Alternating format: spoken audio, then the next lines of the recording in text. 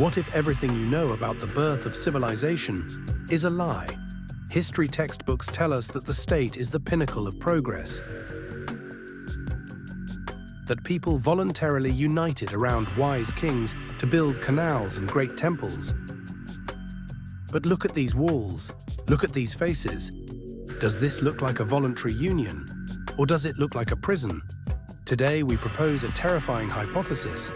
What if the first kings were not wise philosophers, but desperate gang leaders?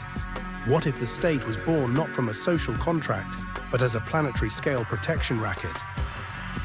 And most importantly, what if the trigger for all of this was a global climate catastrophe that we have completely forgotten? To understand the origin of tyranny, we must go back 10,000 years. Forget the map of the Middle East, you know. Back then, the Arabian Peninsula wasn't a desert. It was a green Eden. Today, satellite images reveal the ghosts of giant riverbeds sleeping beneath the sands. But why Arabia? Why didn't civilization start in the forests of Europe or the steppes of Asia? Geography is the key. Look at the map. Arabia is the only bridge out of Africa. When the first humans left the cradle of humanity, they crossed the Red Sea and landed right here. And what did they find? Not sand, but that biblical Eden. Endless gardens teeming with game and fresh water. It became an abundance trap. Why walk further into the cold unknown when paradise is already found? For millennia, Arabia acted as a giant incubator, stockpiling people, genetic diversity, and skills. Here, in history's waiting room, humanity grew strong. Resources were infinite. People didn't need armies, walls, or taxes. Why fight for food when there is enough for everyone? Power relied on respect, not fear. It was the childhood of humanity. But nothing lasts forever. Around the 6th millennium BC, the climate broke. Paradise began to dry up rapidly. When resources vanish, the rules change. Kindness becomes a weakness, cruelty becomes a survival strategy.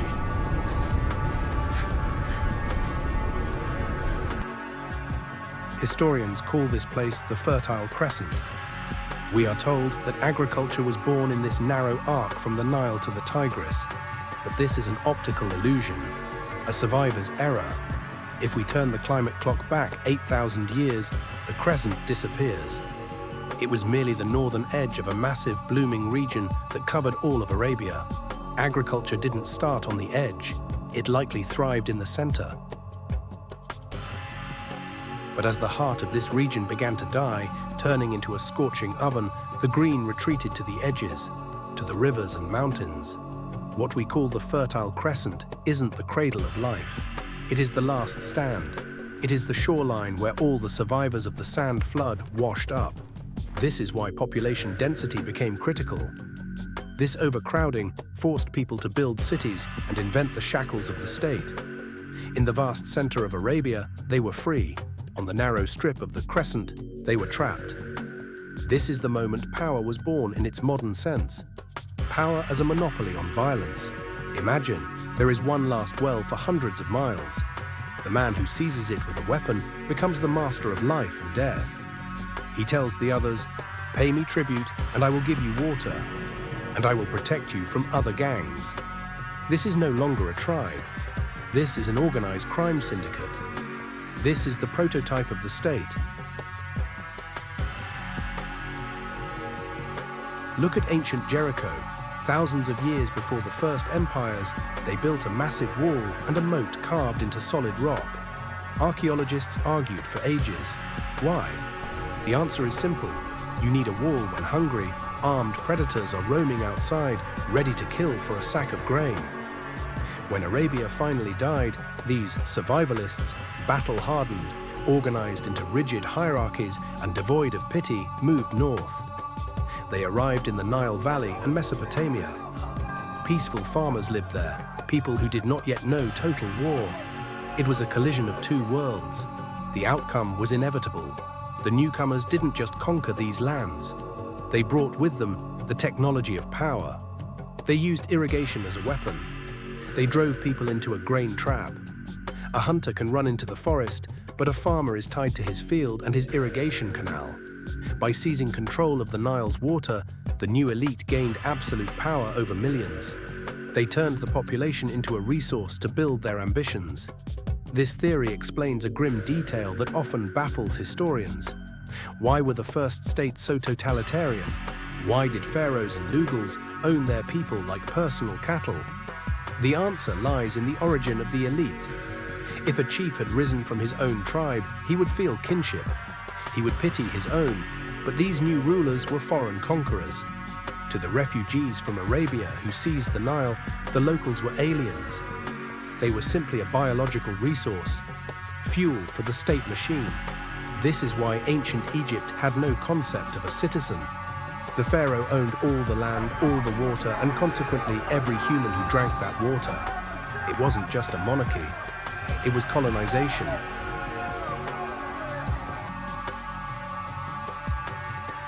But the colonizers didn't come from across the ocean, they came from the dead desert. And they looked at the people with the cold calculation of a predator that finally found a feeding trough. Only in such conditions could the tyranny of Egypt and Mesopotamia be born. Skeptics will ask, if there was a great civilization, where are its cities? The answer is simple. Arabia is the world's most complex safe. For centuries, sand, heat, and politics have locked this region away from scientists.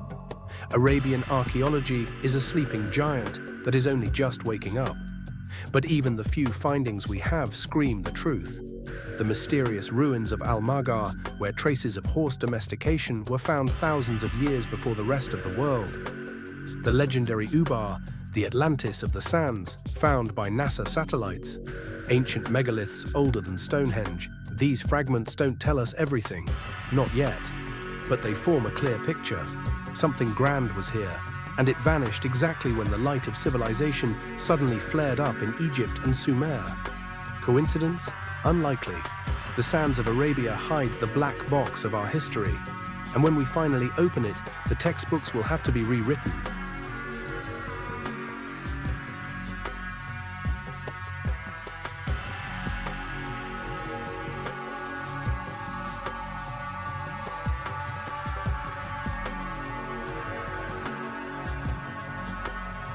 The Great Pyramids are not monuments to wisdom.